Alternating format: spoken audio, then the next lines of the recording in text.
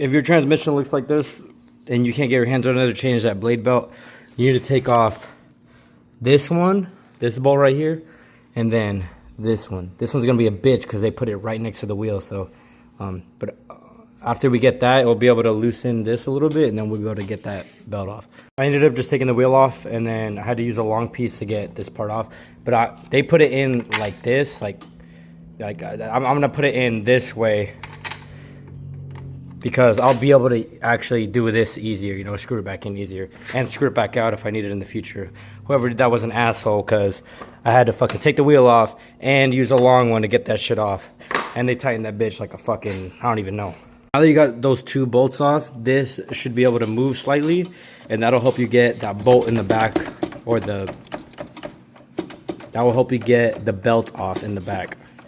That's all you need, is a slight jiggle.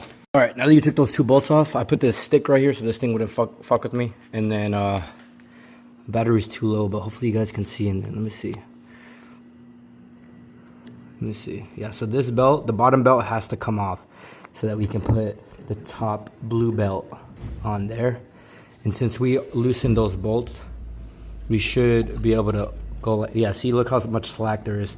I'll be able to take that off. I need to use two hands. If you have big hands, all I gotta say is good luck, because this is a fucking tiny ass thing. All right, so I just took that belt off and I set it to the side, and we're gonna slide that blue one right underneath to that top one, and it has to go through that metal section right there to the front. So make sure you're getting it through that. All right, as soon as you got that belt loaded on there and through the top, it should be looking good to the front. So we'll look at that right now.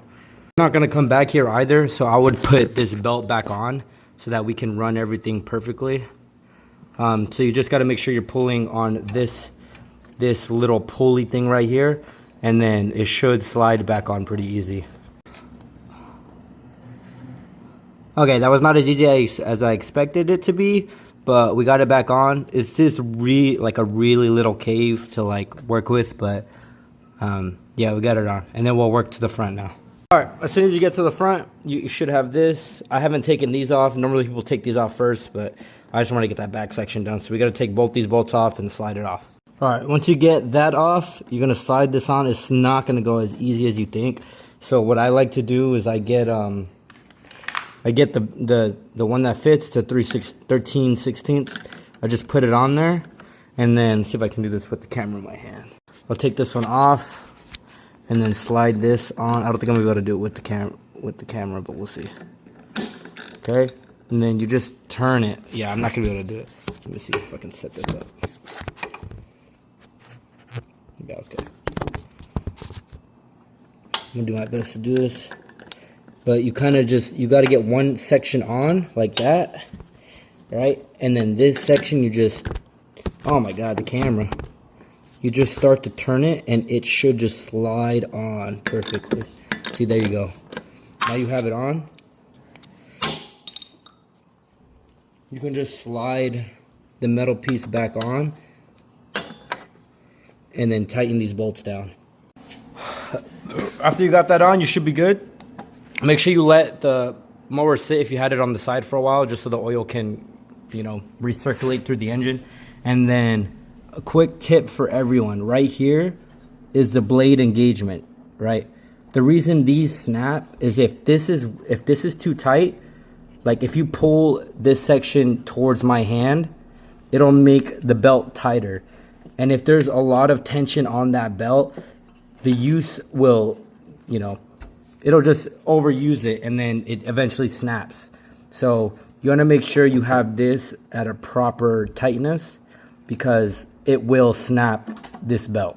So just a quick tip for you guys. And since we're done, we're just gonna put this back on, and then we're gonna put the under ones back on, and I'll show you guys that right now. All right, we got that back on, and then we're gonna flip it over and put the other two bolts back on. This will be misaligned. Like, I guess my other mower, it was a little misaligned because, you know, it's jiggly. But yeah, so this one goes right here.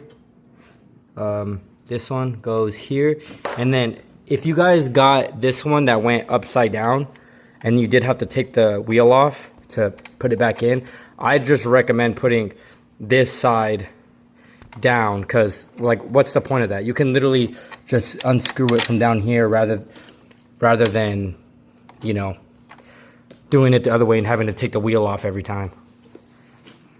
That's just my opinion, but you know, you do you. You have those 2 bolts on, just set it up right, and just let it sit for like a couple minutes so that all the oil can flow back down to the engine.